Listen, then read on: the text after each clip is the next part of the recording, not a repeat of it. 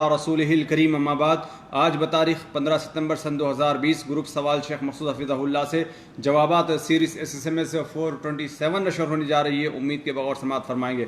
Group number 9 کے بقیہ سوالات ہے اور اسی طریقے سے ایک بہت سارے گروپوں سے بہت سارے لوگوں سے ہمارے پاس یہ سوال آیا، جیسے کہ ایک ہنگامہ ہے ہمارے معاشرے میں آج کل. ایک عالم صاحب نے حضرت ابو ہریرہ رضی اللہ تعالیٰ عنہ کی شان میں جو گستاخی کی ہے اس پر نکتہ چینی کرتے ہوئے انہوں نے کہا کہ حضرت ابو ہریرہ رضی اللہ تعالیٰ عنہ نے بہت زیادہ حدیثیں چھپائی ہے حضرت امیر معاویہ رضی اللہ تعالیٰ عنہ کے خوف سے.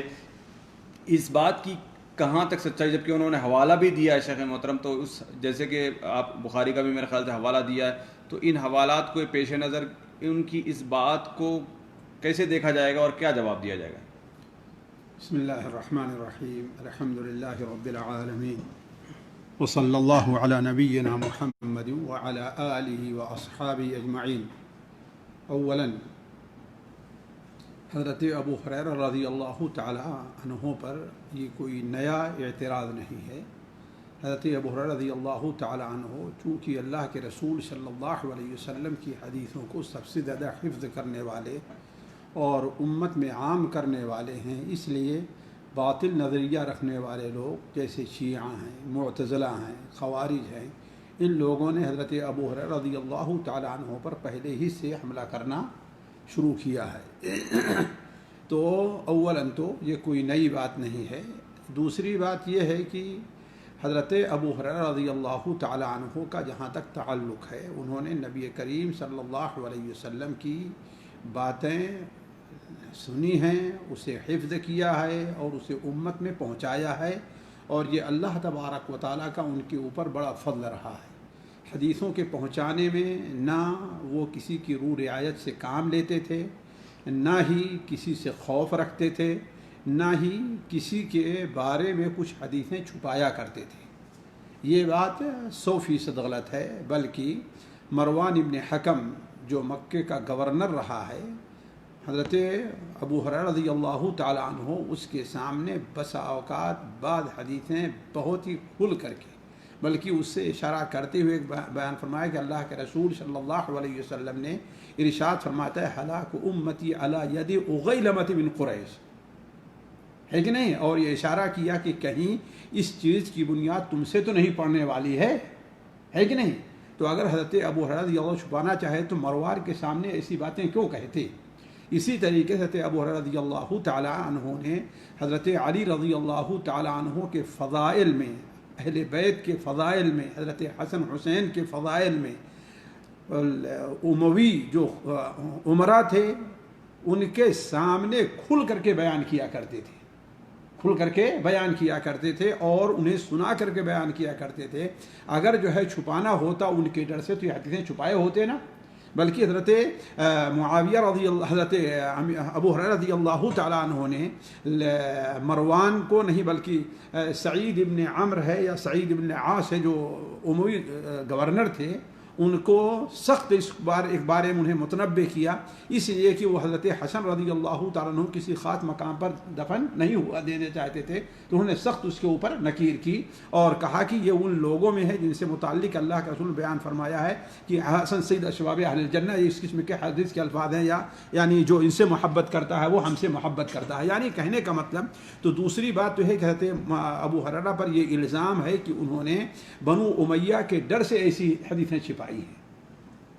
تیسری بات جس حدیث کو بنیاد بنایا جا رہا ہے، صحیح بخاری میں ہے کہ اللہ کے رسول صلی اللہ علیہ وسلم سے ہم نے حدیث کے 2 جھولے لیے ہیں، 2 برتن لیے ہیں. ایک کو تو ہم نے کھول دیا ہے، دوسرے کو اگر میں کھول دوں تو میری گردن مار دی جائے. بعض روایات میں ہے کہ تم لوگ ہمارے اوپر پتھر پھینکو گے اور میری کوئی بات سننے کے لیے تیار نہیں ہوگے. تو ایسی کچھ حدیثیں ہیں ابو ہریرہ رضی اللہ تعالیٰ عنہ. اولاً ان کا یہ کہنے کا یہ معنی قطعی نہیں کہ اس میں سے کچھ حدیثیں بیان بھی نہیں کی ہیں، جیسے ان سے مروان کے سامنے جب ہم نے ذکر وہ حدیثیں بیان کی ہے کہ نہیں ہے. دوسری بات یہ ہے کہ یہ خاص وہ حدیثیں ہیں جو بعض ظالم ولاد کے بارے میں تھی، ان کا نام یا ان کی نشاندہی کی گئی تھی، اور ایسی بات کو چھپانا تاکہ امت میں فتنہ نہ ہو، یہ علم کا چھپانا نہیں ہے، یہ علم کا چھپانا نہیں ہے، اس لیے کہ اگر ایسی بات کر دیں تو لوگ ان کے خلاف کہیں ایسا نہ عالم بغاوت نہ بلند کر دیں، تو اس سے جو کچھ امت کے اندر ابھی تھوڑی سی خیر رہ گئی ہے اس کا نتیجہ کیا ہوگا؟ آپس میں کیا ہے، لوگ لڑ پڑیں گے اور ٹوٹ پڑیں گے. اور اسی وجہ سے ہو سکتا ہے کہ بعض لوگ ان حدیثوں کو بنیاد بنا کر کے اللہ کے رسول کی دوسری حدیثوں کو جو ہے رد کرنا شروع کریں. جس طریقے سے آپ دیکھیں حضرت انس ابن مالک وغیرہ جو تھے حجاج ابن یوسف کے سامنے وہ حدیث ہیں جو جیسے عرنیہ والی ہے وہ بیان نہیں کیا کرتے تھے. کیوں؟ کہا کہیں ایسا نہ ہو کہ ان حدیثوں کو بنیاد بنا کر کے وہ لوگوں پر اور مزید ظلم کرنا شروع کر دے.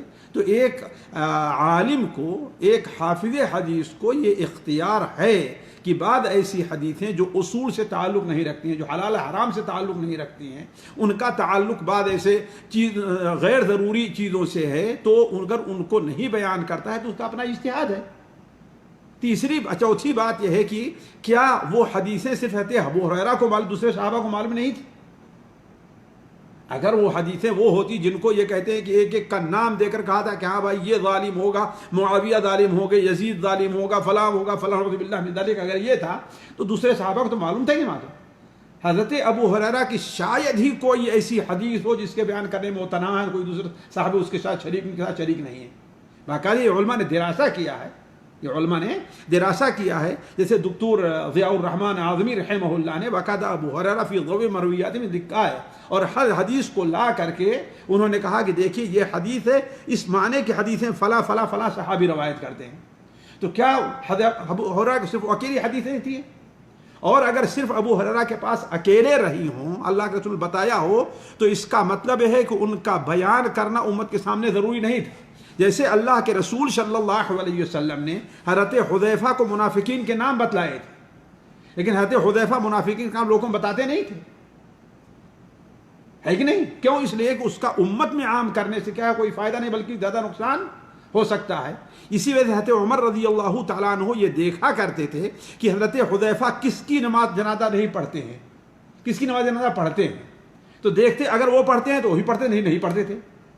حضرت عمر نے حضرت حذیفہ سے کیوں نہیں کہا بتاؤ ان کا نام؟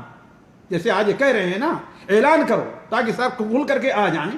ایسے اگر حضرت عمر جہالت کی باتیں کرتے اور تو حضرت حذیفہ سے پوچھ سکتے تھے، نہیں پوچھ سکتے، لیکن کچھ نہیں کہا. تو معلوم یہ ہوا کہ اگر ایسی کوئی بات رہی ہے جس سے چھپایا ہے تو اس کا پھیلانا امت میں ضروری نہیں تھا، اور پھیلانے کی وجہ سے امت کے اندر مزید خلفشار پیدا ہوتا. جی تو یہاں پر گردن مارنے سے جو یعنی ڈائریکٹ حکومت کے اوپر نہیں جاتا ہے سوال؟ وقتیہ جو حکومت تھی تو ٹھیک ہے، ہو سکتا ہے اس وقت بعد ایسے خلیفہ تھے، آئے تھے جن کی لوگ تھے جو یقیناً سختی کیا کرتے تھے لوگوں پر، اپنے مخالف کے اوپر، خاص طور پر جہاں پر امن کو قائم کرنے کا اور اس کا مسئلہ ہوا کرتا تھا. تو حضرت ابو ہریرہ رضی اللہ تعالی عنہ نے ایک شبہہ ظاہر کیا، یہ نہیں ظاہر کیا کہ ہاں بھائی ان کی گردن ماری دی جائے گی. اگر یہ ہوتی تو مروان کے سامنے کیوں کہا کہ ہلاک امتی علی اغیلبۃ من قریش، اور بلکہ مروان کے حضرت معاویہ کے ساتھ حضرت ابو ہریرہ تھا تو گہرا تعلق تھا. مروان حضرت امیر معاویہ کا وہ گورنر تھا، ان سے بڑا گہرا تعلق تھا، بلکہ حضرت ابو ہریرہ کی حدیثیں لکھنے کے لیے وہ شخص چھپا کر کے پیچھے بیٹھا تھا، ان کی حدیثیں لکھ لو ساری کی ساری. مروان وغیرہ کے بارے میں جو اس قسم کی چیزیں ہیں، ایسا لگتا ہے کہ وہ سارے منافق تھے اور مسلمان تھے ہی نہیں. بات صحیح نہیں ہے. بسا اوقات مخالفت میں آ کر کے آدمی کسی کے ساتھ کوئی زیادتی کرتا ہے، اللہ تبارک و تعالیٰ وہ تجاوز کرنے والا معاف کرنے والا ہے. لیکن یہ ہے کہ جہاں تک علم کا تعلق ہے، مروان حضرت معاویہ کی حضرت ابو ہریرہ کی بڑی قدر کرتا تھا اور ان کی حدیثوں کو ایک ایک کر کے لکھواتا بھی تھا. بلکہ ایک بار ایسا ہوا جیسا کہ حافظ ذہبی نے سیر اعلام النبلاء میں نقل کیا ہے کہ ان سے کہتا تھا حضرت امیر معاویہ سے کہ ہم لکھ لیں، تو راضی نہیں ہوتے تھے، سنا دیتے تھے اللہ کے رسول کی حدیث. کہا ایک بار پیچھے چھپ کر کسی کو بیٹھا دیا کہ آج حدیثیں بیان کر رہے ہیں اور ان کو لکھ لو. سب حدیثیں انہوں نے لکھا. تو حضرت ابو ہریرہ رضی اللہ تعالیٰ عنہ کو جب بعد میں بتایا تو بہت ناراض ہوئے اور کہا مجھے سناؤ. تو جیسے انہوں نے سنائی تھی ویسے لکھی ہوئی تھی، لیکن اس سے کہا کہ تم جو ہے وہ کیا کہتے ہیں اسے مٹا دو. تو کہنے کا مطلب یہ ہے کہ یہ ڈر نہیں تھا کہ ہاں بھائی ہمیں قتل کر دیا، یہ اصل ڈر نہیں تھا. یہ ہو سکتا تھا، لیکن اصل ڈر یہ تھا کہ اس کی وجہ سے امت کے اندر مزید فتنے پیدا ہوں گے. جی، اور اللہ کے رسول کی دوسری حدیثوں کو بھی انکار کرنے کا سبب بن جائے گی وہ چیزیں. یعنی ان ساری باتوں کا خلاصہ یہ سمجھ میں آتا ہے کہ جو حضرت ابو ہریرہ رضی اللہ تعالیٰ عنہ نے جو بات کہی کہ 2 جھولے، یعنی ایک تو بتا دیا، ایک تو ہم نے چھپا لیا، لیکن آپ نے کہا کہ دوسرے صحابہ کو وہ چیزیں معلوم تھی. اس کا مطلب وہ ساری چیزیں امت میں آ چکی ہیں. بالکل، جو بھی حلال حرام سے متعلق ہیں، جس کی امت کو ضرورت ہے، کوئی بھی چیز چھپی نہیں بلکہ ساری آ چکی ہے. جی نہیں، جیسے کہ انہوں نے حضرت نے اس میں یہ بھی جملہ ذکر کیا کہ اگر آتے تو مہدی کی ضرورت نہ ہوتی، جبھی پوری ہوتی. یہ کہاں ہے؟ نہیں، مثال کے طور پر وہ جو حدیثیں چھپائی ہیں حضرت ابو ہریرہ رضی اللہ یہ عنہ، سب جو ہے جاہلوں اور جو ہے شیعوں کی طرفداری اور ان کی وجہ سے ہے، اس کی کوئی حقیقت نہیں ہے. مہدی کی حدیثیں عام نہیں ہیں، مہدی کی حدیثیں بیان نہیں ہوئی ہیں. فتنوں کے متعلق کوئی حدیثیں تھیں ہوں تو گی. فتنوں کے متعلق حضرت ابو ہریرہ سے فتنوں کے متعلق نہیں حدیثیں ہیں. کتنی حدیثیں پڑھی ہیں فتنوں سے متعلق بیان کیا انہوں نے. جی، تو پھر وہ چھپانے کا مطلب کیا رہا؟ بسا اوقات دیکھیے، آپ اس پر غور کریں. حضرت علی، صحیح بخاری میں حضرت علی رضی اللہ تعالیٰ عنہ کی حدیث ہے کہ حدث الناس بما یعرفون اتريدون ان يكذب الله ورسوله. کیوں حضرت علی نے کیوں فرمایا یہ کہ لوگوں کے سامنے وہ باتیں کرو جس کو وہ سمجھ سکیں؟ کیا تم چاہتے ہو کہ اللہ اور اس کے رسول کو جھٹلایا جائے؟ تو جس ماحول میں جن دنوں میں یہ بات کہی، اس وقت ماحول سازگار نہیں تھے کہ وہ حدیثیں بیان کی جائیں. جی، یعنی وہ ایک خاص لوگوں کے لیے، خاص لوگوں کے لیے خاص ماحول کی بات تھی. جی، ایسا نہیں کہ ایک رہ گئی ہے. جی، اور ہو سکتا ہے بعد میں بیان بھی کیا ہو، جیسے ہلاک امتی علی غلمۃ من قریش والی بات ہے. یا اللہ وہ کہتے تھے کہ اللہ تعالیٰ سن 60 یا اس کے بعد کا زمانہ ہمیں نہ ملے. جی، اگلا سوال ہے، ساتھی پوچھتے ہیں کہ شہر میں بیت المال میں رقم جمع نہیں ہے اور نہ ہی بیماری آدمی کے پاس اتنا پیسہ ہے کہ وہ اپنا علاج کرا سکے، نہ ہی کوئی اس کو مدد کر رہا ہے، لہذا ایسی صورت میں کوئی آدمی اپنا ضروری علاج انشورنس کی کمپنی کے انشورنس سے پیسے سے کروانا چاہے تو کروا سکتا ہے یا نہیں؟ بھائی دیکھیے، اگر جو شرطیں لکھی ہیں وہ ساری شرطیں اگر پوری ہیں تو کروا سکتا ہے. جی، جو شرطیں انہوں نے لکھی ہے تو پورا کروا سکتا ہے. جی، اگلا سوال ہے، ساتھی پوچھتے ہیں کہ میرا بیکری کا کاروبار اور بیکری کے اوپر بسکٹ کے اوپر ہم جو ہے مونگ پھلی کو ہرا کلر لگا کے کچھ لگا دیتے ہیں اور دیکھنے میں ایسی لگتی ہے کہ جیسے وہ پستہ لگا ہوا ہے، لیکن حقیقت میں لوگوں کو پتہ بھی ہوتا ہے کہ اتنی سستی چیز پر اتنی مہنگی چیز نہیں لگائی جا سکتی. تو اس کا کیا حکم ہے؟ اور اسی طریقے سے کسی چیز کا فلیور لگانا، مثال کے طور پر کوئی یعنی چیز ہے، چیز لکھا گیا ہے کہ اس میں چیز رکھی ہوئی ہے لیکن فلیور اس کا وہاں پر لگایا گیا ہے، تو یہ سب کیا چیز ہے؟ کل حال دیکھیے، اصل کے لحاظ سے یہ تدلیس اور ناجائز ہے، لیکن اگر لوگوں میں اس قدر عام ہو جائے کہ ہاں بھائی سبھی سمجھتے ہیں کہ وہ نہیں ہے، صرف خوبصورتی کے لیے ایسا کر دیا گیا ہے، رنگ دیا گیا ہے، تو انشاءاللہ کوئی حرج نہیں ہے. پہلا تو سمجھ میں آتا ہے شک، لیکن جو دوسری کسی چیز کا نام لکھ دینا کہ یہ وہ چیز ہے لیکن وہ ہے نہیں، وہ فلیور ہے، وہ ظاہر بات ہے، تو یہ جائز نہیں ہے. یہ جائز بھلے سے لوگوں میں معلوم ہو جائے. جی جی جی، یہ تو دھوکہ ہے، سراسر جھوٹ ہے. جی جی، اس میں تو تھوڑا کچھ حقیقت کو چھپایا جا رہا ہے نا، لیکن اس میں سراسر جھوٹ ہے، جھوٹ بولا جا رہا ہے. جی جی، وہاں پر تو لکھا نہیں جا رہا، بس جی بنایا گیا ہے اسے. جی، اور یہاں لکھنا ایک بہت بڑی چیز ہے. جی جی جی، اگر اس کو بھی اگر کوئی لکھ دے تب بھی وہ بھی جھوٹ ہو جائے گا. ظاہر بات ہے جھوٹ میں آ جائے گا اگر پستہ لکھا ہے. جی جی، یعنی نظر آنا اور لکھنے میں بہت بڑا فرق ہے. اگلا سوال ہے، ساتھی پوچھتے ہیں گھروں میں جو سامان خرید کر لے کے آتے ہیں، بعض اوقات ان کے ڈبوں پر دوائی، کسی کی شیشی وغیرہ پر یعنی تصاویر وغیرہ ہوتے ہیں، تو اس کا کیا حکم ہے؟ انشاءاللہ کوئی حرج سے، اس کی توہین ہوتی ہے، اس کی امتحان ہوتی ہے نا، ہے کہ نہیں ہے، تو اس کی جو ہے انشاءاللہ کوئی حرج نہیں ہے. لیکن بہتر یہ ہے کہ اس سے بالکل عام جسے رہتے ہیں نا، اس کو نہ رکھا جائے. ایسی جگہ جو عام طور پہ دکھائی نہ دے. دوا ہے کہیں کنارے رکھ دیں، جب ڈبہ کا ڈبہ اس کو پھاڑ کر کے پھینک دیں، ہے نا. لیکن یہ ہے کہ اگر ایسی چیزیں ہیں کہ جس کو سے اس کی تعظیم کا پتہ نہیں چلتا ہے نا، پیروں پہ روندی جا رہی ہے، جیسے بعض فرش وغیرہ ہوتے ہیں نا، پیپر میں بھی بہت سارے تصاویر آتی ہیں، کوئی حرج نہیں، اس لیے کہ بغیر اس کا ہمارا کام بھی نہیں چل رہا ہے. جی، یعنی اس بات کا مسلم مکلف نہیں ہے کہ پین لے کر اس کے چہرے پر کتنا کرتا ہے، کتنی چیزوں کرے گا.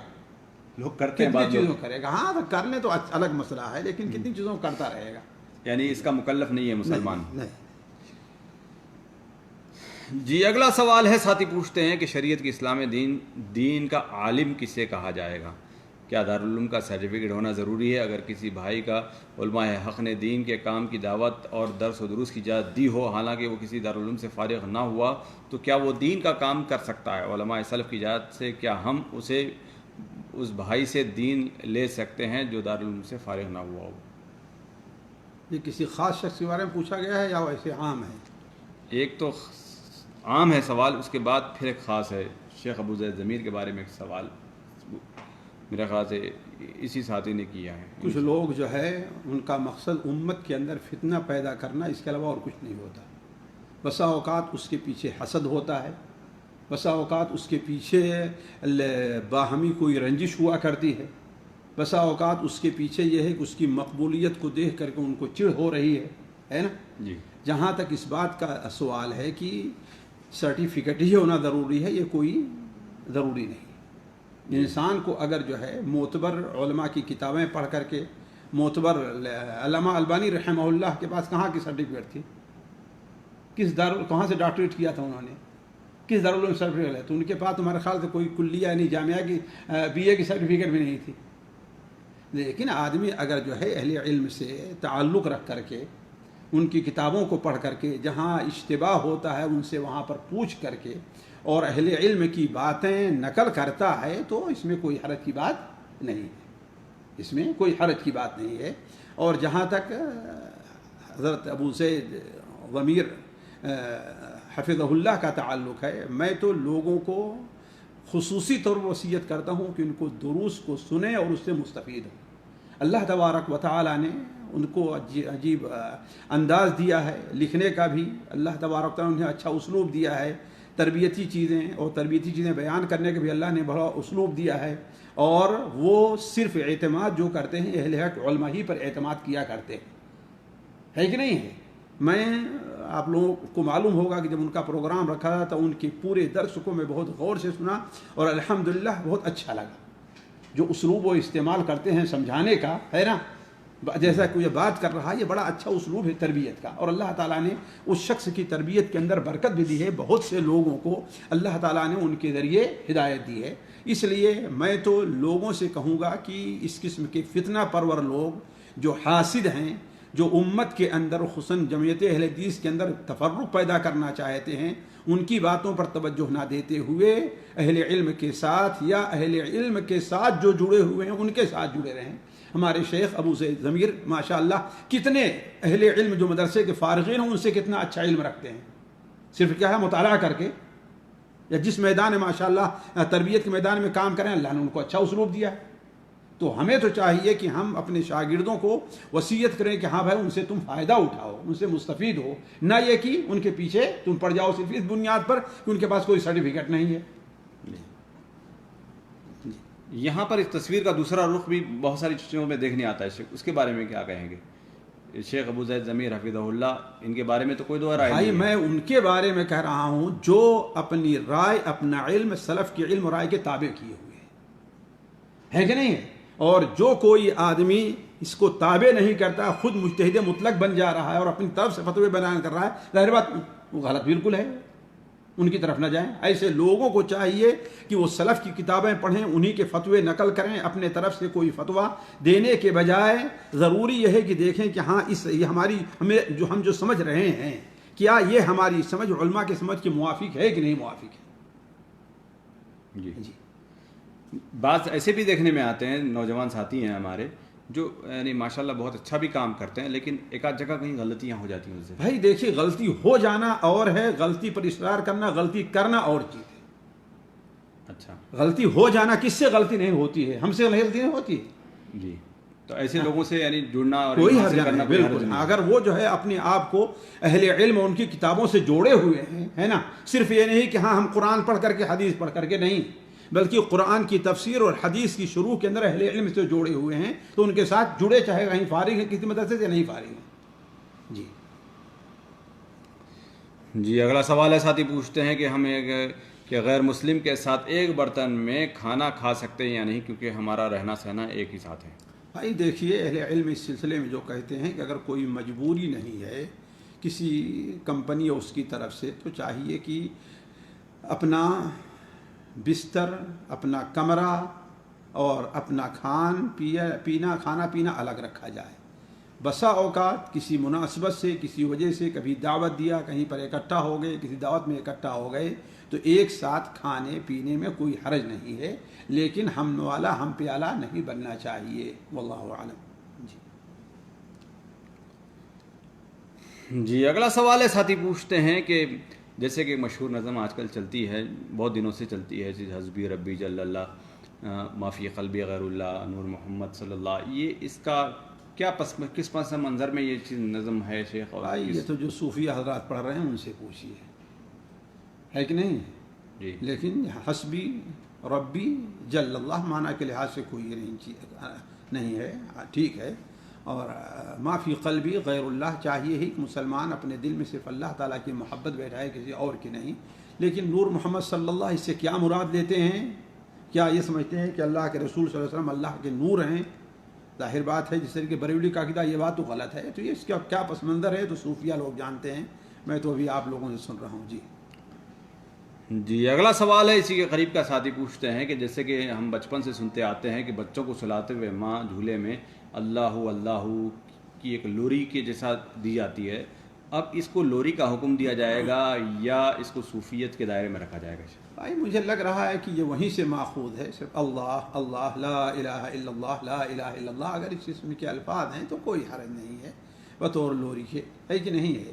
اس لیے کہ بطور ذکر کے صرف اللہ اللہ کا ذکر یہ کسی حدیث میں وارد نہیں ہے، جس حدیث بات کو بنیاد بناتے ہیں کہ لا تقوم الساعة لا يقال في الارض اللہ اللہ، اس کی تفسیر دوسری مسند احمد وغیرہ کی حدیثوں میں ہے کہ حتى لا يقال في الارض لا الہ الا اللہ، اس سے مراد کیا ہے؟ یعنی اللہ تعالیٰ کی توحید، جب تک اللہ تعالیٰ کی توحید کا اللہ تعالیٰ کا موحد ایک بندہ بھی دنیا میں ہے، اس وقت تک قیامت قائم نہیں ہوگی، ہے کہ نہیں ہے؟ تو لفظ اللہ صرف جو ہے لفظ اللہ کا ورد، یہ قرآن حدیث میں کہیں وارد نہیں ہے بطور ورد کے۔ جی اگلا سوال ہے، ساتھی پوچھتے ہیں کہ شیخ محترم، یعنی میری عمر 64 سال کے قریب ہے اور میں گھر میں بیٹھ کر آج کل یعنی ڈاٹا انٹری کا کام کرتا ہوں، جس کے اندر بہت ساری کتابیں لکھنی ہیں، اس میں ناول وغیرہ بھی لکھنے پڑتے ہیں، تو ایسے کام کا کیا حکم ہے شیخ صاحب؟ بھائی دیکھیے، اگر ناول صرف ناول حد تک ہے، فحش اور ایسی چیزیں نہیں ہیں تو کوئی حرج نہیں ہے، لیکن بعض ناول جو اخلاقیات کو برباد کرتے ہیں، اس سے اردو زبان کا بھی کوئی فائدہ نہیں ہوتا ہے، اسے صرف لوگ اس لیے پڑھتے ہیں چسکا لینے اور یعنی شہوت کے طور پر، تو اگر ایسی ناول ہے جیسے بعض لوگ لکھا کرتے ہیں تو ایسی چیزوں کو تو قطعاً نہیں ساتھ لینا چاہیے پرنٹنگ کے لیے۔ جی اگلا سوال ہے، اسی کے قریب کا ساتھی پوچھتے ہیں کہ جیسے کہ آج کل یوٹیوب چینل پہ لوگ کماتے ہیں، چینل وغیرہ بنا کر مختلف قسم کے چینلز بنتے ہیں، تو اس کی کمائی کا کیا حکم ہے شیخ؟ بھائی دیکھیے، اگر چینل کس کے لیے بنا رہے ہیں، جیسے ٹھیک ہے ہمارے قاری صاحب کے لیے بنا رہے ہیں تو ٹھیک، کوئی حرج نہیں، اس سے پیسہ لے لیں اگر کوئی چینل بنا دے رہے ہیں۔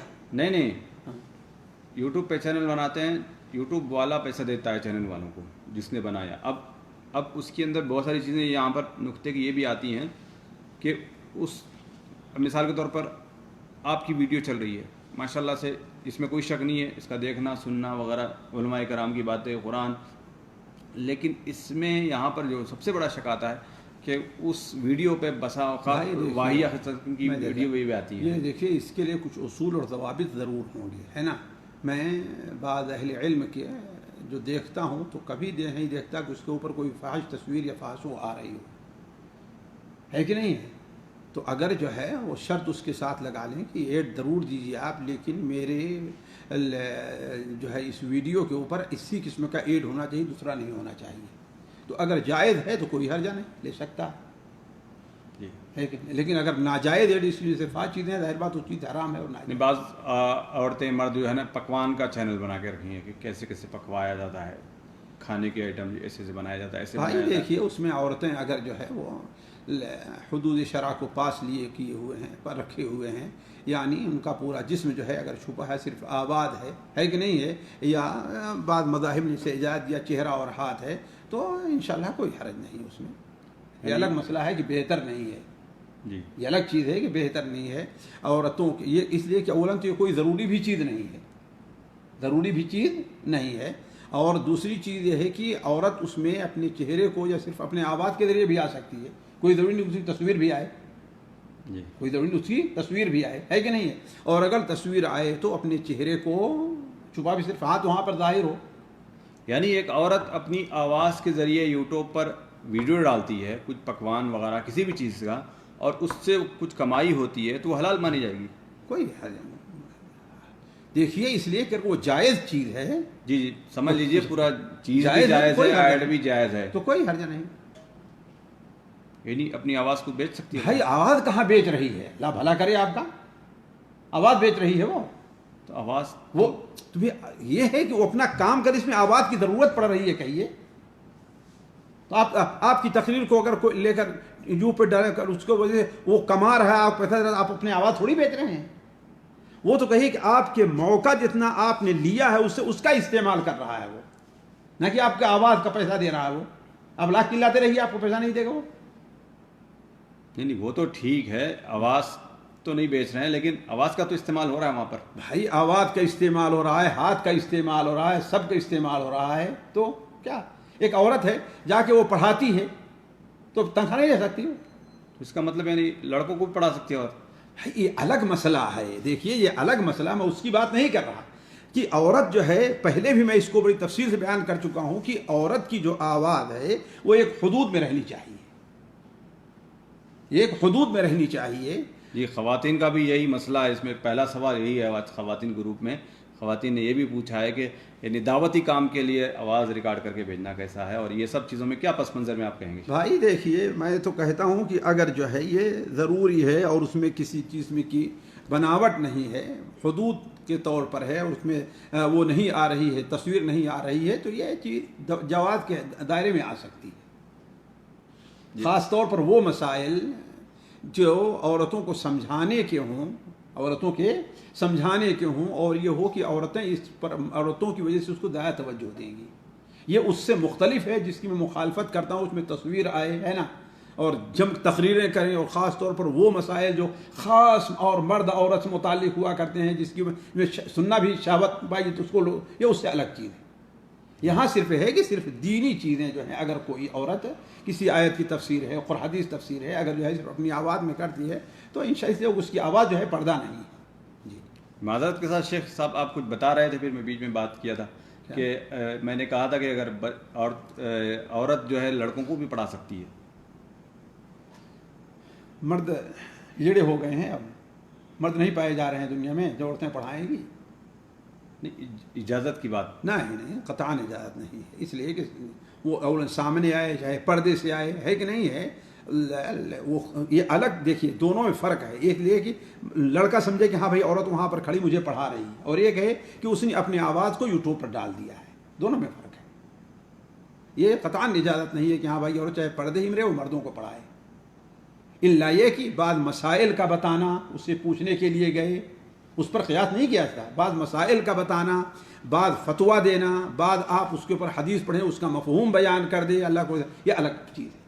اس لیے کہ بالکل محدود ہے. لیکن یہ کہ جیسے اسکولوں میں ہے، کالجوں میں ہے، یونیورسٹیوں میں ہے، عورتیں پڑھاتی ہیں، یہ چیز جائز نہیں. جی یعنی وہاں صرف آواز نہیں لی جا سکتی، یعنی جسم پردے میں ہے. بھائی دیکھیے اولا تو ضرورت اس کی ہے. بھائی میں کہہ رہا ہوں ضرورت ہے، اس کی مجبوری ہے. ہماری کوئی مجبوری ہے کہ آپ کو مرد ٹیچر نہیں مل رہے ہیں، اچھے نہیں ملتے بس اوقات. بالکل جھوٹ ہے. سستے اور اچھے تو بالکل جھوٹ ہے. نہیں شیخ، سستے اور اچھے تو آج کل نہیں بالکل ملیں گے، پیسے دیجیے آپ. تو سستے اور اچھے بھی چاہیے. سستے کیوں نہیں ہے؟ کوئی چیز سستی کوئی ضرورت ہے بھائی. ان کا اس کا مطلب عورتوں کا آپ غلط استعمال کر رہے ہیں. استعمال وہ بیچاری تھوڑے برادری تو آپ جو ہے ان کو مردوں کو اتنا پیسہ ان کو دے رہے ہیں، حالانکہ ان کو تو اور زیادہ دینا چاہیے عورتوں کو پیسہ. کیوں؟ اس لیے کہ وہ کتنی قربانیاں دے کر کے آ رہی ہیں اپنے گھر کو، بچوں کو ان کو نپٹانے کتنا قربانی دینی پڑتی ہے. مرد کیا اپنا گھر بیٹھا کھایا اور چلا آیا. ان کو زیادہ تنخواہ ملنی چاہیے عورتوں کو. تو تو آپ لوگ ان کی یہی تو ہے، عورتوں کا غلط استحصال ہو رہا ہے پوری دنیا کے اندر، ان کی مجبوری، ان کی بیوقوفی سے فائدہ اٹھا کر کے ان کو تنخواہ وغیرہ کم دی جاتی ہے، جبکہ ان کو زیادہ تنخواہ ہونی چاہیے. وہ تو ذمہ دار تو نہیں ہے نا گھر کی، پھر کون ذمہ دار ہے؟ اصل تو شوہر ذمہ دار ہے. بالکل وہ ذمہ دار ہے، گھر کی بچوں کی پرورش کی، بچوں کے کھانے کی، بچوں کا کپڑا دھونے کی، سب ذمہ داری عورت کے اوپر ہے. والمرأة راعية على بيت زوجها وأهله وهي مسؤول عن رعيتها. کون کہتا ہے گھر کی ذمہ دار نہیں ہے؟ شرعی طور پر تو نان و خرچ کس کے اوپر ہے؟ نان خرچ کی بات نہیں کر رہا ہوں میں، لیکن گھر کی جو ہے ذمہ داری جو ہے، تو گھر کی تو ذمہ داری ہے، لیکن وہی تو کمانا کس کی ذمہ داری ہے؟ وہ تو شوہر کی ذمہ داری ہے. ہاں تو ٹھیک ہے کما کر کے لائے، لیکن اگر مجبور ہو جا رہا ہے، شوہر نہیں پورا ہو رہا ہے، اور اگر وہ اپنی ذمہ داریاں نبھا کر کے آ رہا ہے تو اس کو زیادہ تنخواہ ملنی چاہیے، نہیں کہ تم کو کم تنخواہ ملنی چاہیے. یہاں تو عورتیں اپنی پاکیزگی دیتی نہیں ہیں. وقت نہ ضائع کیجیے، اصل چیز یہ ہے کہ ناجائز ہے. جی چلیے. یعنی پڑھنا پڑھانا جائز نہیں ہے، لیکن یوٹیوب پہ آواز اگر ڈالنا چاہیں اگر صرف یہ دیکھیے، وہی ہم نے کہا اسے کوئی فتویٰ دے دیا، یہ دیا، دونوں میں الگ، وہ الگ موضوع ہے. جی اگلا سوال ہے، ساتھی پوچھتے ہیں کہ کیا ایسی کوئی حدیث یا صحابہ نے ایسا کچھ کہا ہے کہ کہا کرتے تھے کہ اگر دعا کے بعد چھینک آئے تو قبول ہوگی؟ میرے علم میں نہیں ہے بھائی، نہ چھینک آنے نہ جمائی آنا ہے نا دعا کی قبولیت کے لیے چیز دلیل نہیں ہے. جی اگلا سوال ہے، بہن پوچھتی ہیں پتہ نہیں دو نمازوں کو ایک ساتھ کر کے پڑھ سکتے ہیں اور ظہر کی نماز 3:55 پر ٹائم ہے، ایسا کچھ سوال ان کا سمجھ میں آیا؟ نہیں، ہم نے تو نظر پتہ نہیں گزرا کیا ہے اس میں ان کا سوال. جی میرے خیال سے دو نمازوں کو ایک ساتھ پڑھنے کا ان کے بارے میں سوال ہے کہ دو نمازیں ایک ساتھ یعنی ظہر اور عصر ملا کر پڑھ سکتے ہیں، اگر یا ضرورت ہے، سخت حاجت ہے تو پڑھ سکتی ہیں.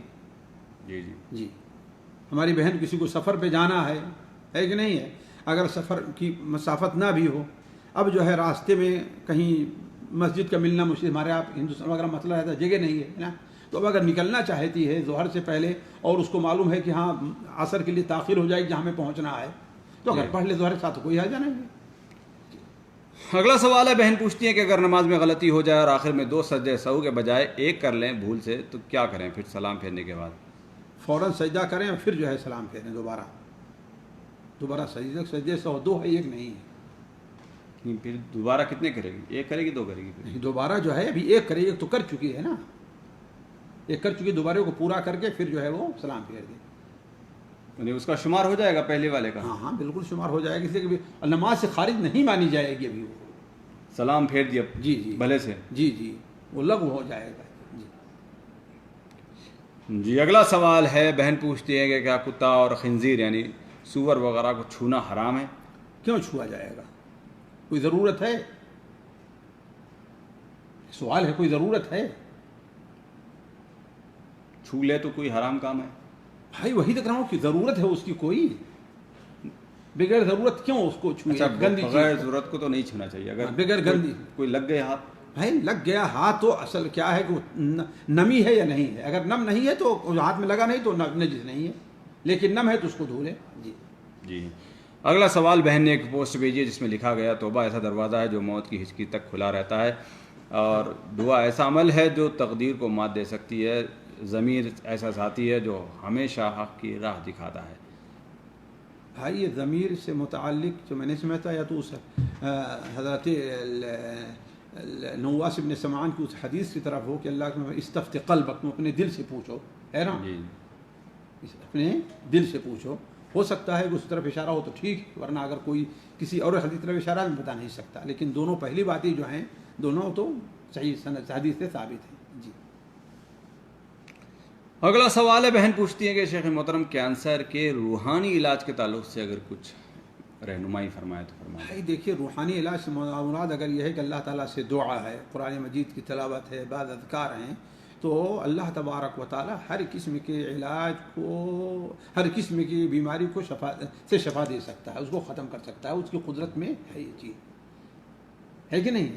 انسان کو دل لگا کر کے اللہ تبارک و تعالیٰ سے دعا کرنی چاہیے، خاص طور پر ان اوقات اور ان مواقع کو سامنے رکھتے ہوئے جن مواقع اور اوقات میں اللہ تعالیٰ دعائیں قبول فرماتا ہے. جی اگلا سوال ہے، بہن پوچھتی ہیں کہ شیخ محترم میری بچی جو ہے یعنی ایک دیوبندی مدرسے میں جاتی ہے، وہاں پر انہوں نے سجدے کا طریقہ سنت کے خلاف بتایا ہے اور بچی ویسے ہی آتی ہے تو یعنی ویسے ہی پڑھنے پر ضد کر رہی ہے، 10 سال کی عمر ہے، تو ایسی صورت میں کیا میں اس مدرسے میں کنٹینیو کروں یا کیا میرے لیے مشورہ ہوگا؟ بھائی دیکھیے جو ہے، اگر اس کے بگڑ جانے کا آپ کو خطرہ لاحق ہو رہا ہے، آپ اپنی بچی کے بارے میں زیادہ جانتی ہیں، تو اس کو بالکل روک دیے، دوسری جگہ پڑھنے کے لیے بھیجیے، ہے کہ نہیں؟ لیکن اگر آپ اس کو سمجھا لیتی ہیں، آپ کی بات سمجھ جائے گی، تو ظاہر بات ہے قرآن کا حفظ کر رہی ہے، حفظ کرنے کے لیے آپ بھیجنا چاہتی ہیں تو بھیج دیں، کوئی حرج نہیں۔